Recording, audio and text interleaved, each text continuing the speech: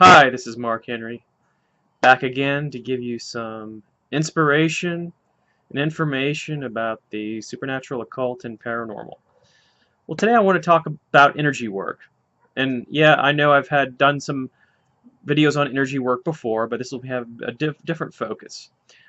And I think it's because most people, when they think of energy work, they think of it as a method or application to bring your mind, body, and spirit into harmony and promote healing, health, and inner satisfaction. Well, that's only part of the story. Many energy workers, including myself, have actually stumbled upon some things, some new applications that most people don't think about. And I guess it would be kind of the cooler, more sexy applications of energy work. So I want to go over those because I don't hear about them too much except among other energy workers, and I don't really see too much about it in books. So the information is limited, but I want to bring it to you. Okay, so the first thing is that when we're talking about energy work, again, we're talking about any type of work that's bringing universal spiritual energy into your mind, body, and spirit in order to promote health and healing. So that's where we're going to start. So given that we have that definition, let's talk about how energy work can cause other things to happen. Well, one thing that I've noticed is that energy work can be used to mitigate the effects of alcohol.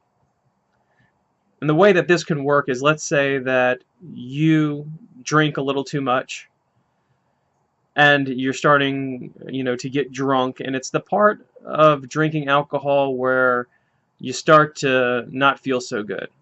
Okay, so let me back up a little bit though to explain a little bit about alcohol and how this works and how energy work plays into it. Well, one thing to keep in mind is that with alcohol, your body can only process one standard drink an hour. So what that would be was one shot, one beer, a certain amount of ounces of wine. I think maybe 5 ounces is what I remember reading.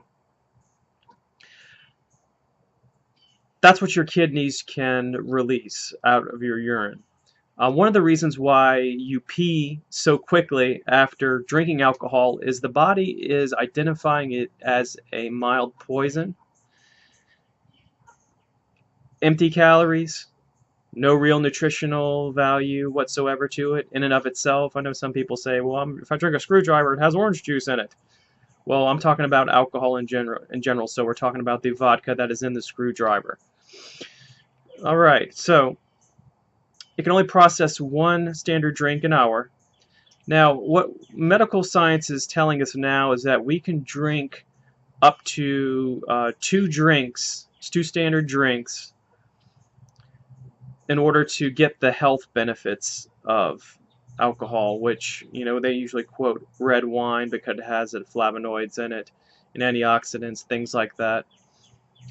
But it means all alcohol, because alcohol is also a blood thinner. It has some mild relaxation effects on the body and mind. So in small amounts is actually kind of good for you. However, when you go over those two drinks that I'm talking about in a sitting, a couple things happen. 2 drinks or below, your blood pressure goes down a little bit. More than 2 drinks in a sitting, what happens is that your blood pressure actually goes up, your heart rate goes up, your kidneys and liver are working harder to eliminate the alcohol. The kidneys being, what is actually causing you to urinate. And the more that you drink, the harder it is on your system. So if you're drinking a lot of alcohol, you're kind of doing some damage to your body, which your body will have to try to heal at some point to repair the damage that is done.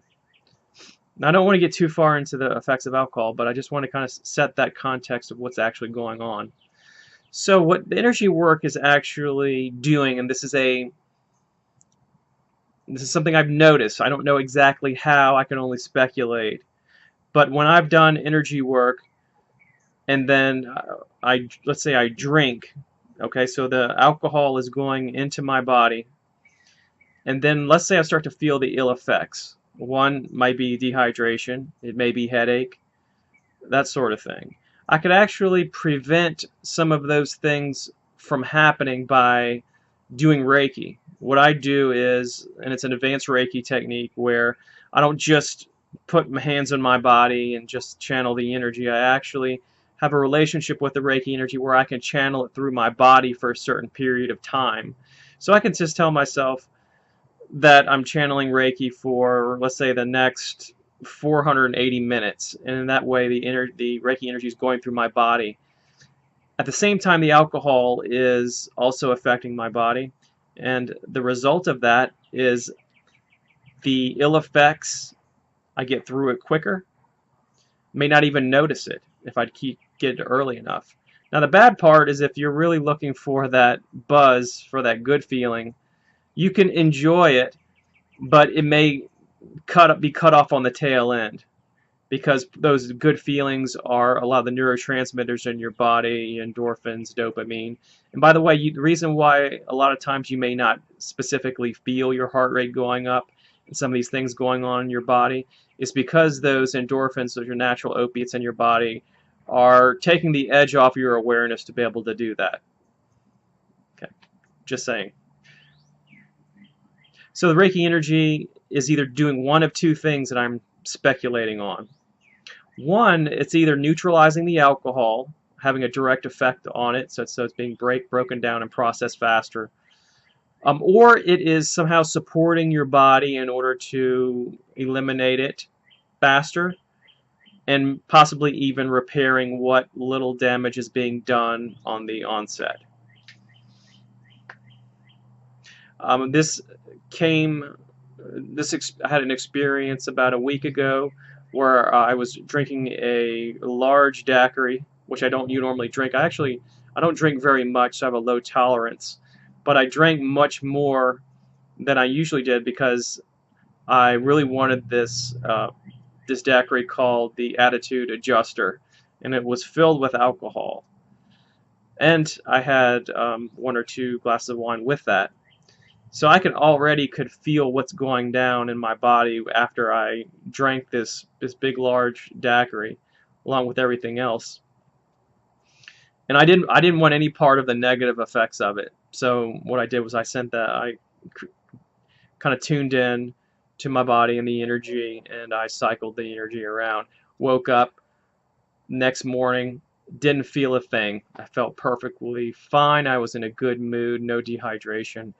Nothing going on, and that's again for somebody with a low tolerance. That's something that normally would never happen unless I channeled that energy. All right, so the next application for those, because that might not be you might not be interested in those if you're not someone who drinks. Okay, well, how about if you work out? One of the things that Reiki energy and some of the other energy workings can do is it can actually help you work out a little longer, a little bit more endurance. What I notice is that when I lift weights or I work out, that if afterwards I do Reiki or maybe some other energy work techniques, I can recover faster, have a much better chance of not feeling as much muscle soreness. And I still feel it because, I'm getting older and that's just what happens. However, I can get back to the gym faster and can go hard much sooner than I could if I didn't do that. Otherwise, I would need to stay out a little bit more, rest, take hot baths with Epsom salts and do all those sorts of things. So if you're a workout fanatic, a gym rat, it would be worth your while to look into practicing Reiki or Energy Medicine, which is by Donna Eden, in case y'all want to check that book out. There's also Quantum Healing, which is another good energy work technique. So that's what I want to mention about working out. So the third application would be your sexuality. One of the things that I've noticed, and this is also spoken about among other practitioners, is that the energy work does affect your sexuality. It can do it in a couple different ways. One is that if you need more energy, more stamina, that energy work is something that can give you that. If you're somebody, if you're an older guy with a younger woman, then that might be something that you want to look into, or vice versa. If you were an older woman with a younger man, maybe something to check out. Also, if you're somebody that has a problem getting aroused in that way, something to do. Applying Reiki to your sex organs. All of this is not something that's really new in other contexts of energy work. For example, we're talking about the Taoists, the Chinese mystics in their religion. They do qigong and different types of things. The first time I went to a qigong and a tai chi workshop, that's the first thing that this guy said. He says that uh, Tai Chi makes you have a good sex life, and I have to say that that he's probably right. I'm not a big Tai Chi practitioner, but I did it for about a year. Got a lot of benefit from it. But he's speaking to what a lot of energy practitioners have noticed. Also in Tantra, they use touch, meditation, breath, imagery in order to channel energies through the body in order to get more sexual power. Especially for people who have been abused and that sort of thing. Chakra work. If you're having a problem with your sexuality, problems getting aroused, it may be a blockage of one of your lower chakras that may need to be cleared up. So when you're dealing with all these different types of systems, it's saying kind of the same thing, that our energy and the universal energy, God energy, affects us physically, and it can improve our sex lives. Among Reiki practitioners, it's something that's commonly spoken about, that if you are attuned to Reiki, that sex is actually better for your sex partner. They say it's different, it's better, it's more intense. And I spoke about this in another lecture.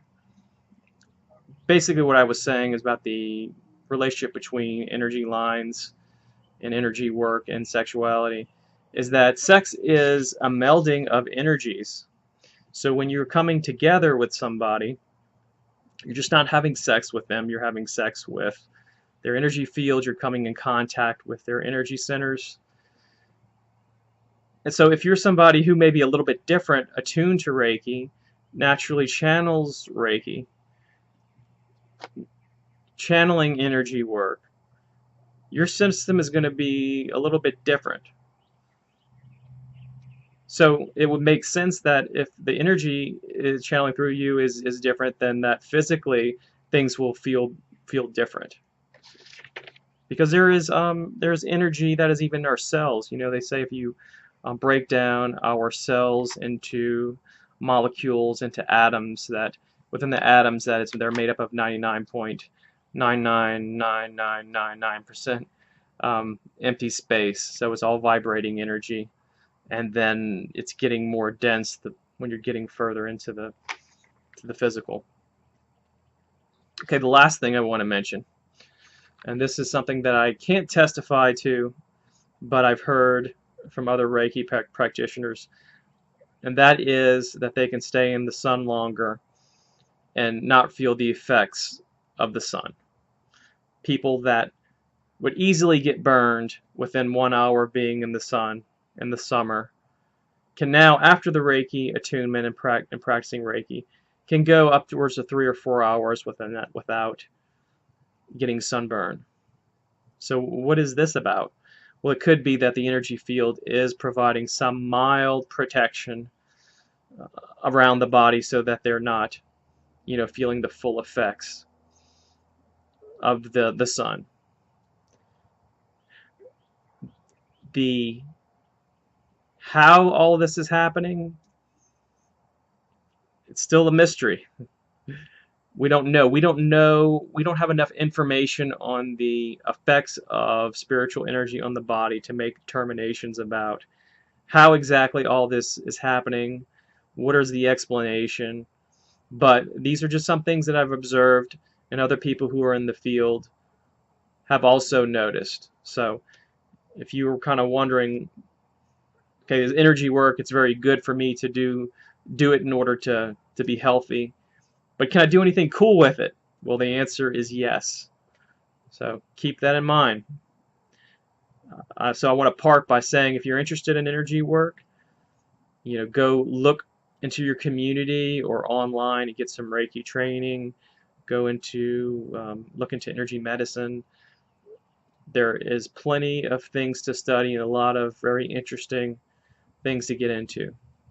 So please like and subscribe, and I'll be back in a week to give you more information. Thanks a lot.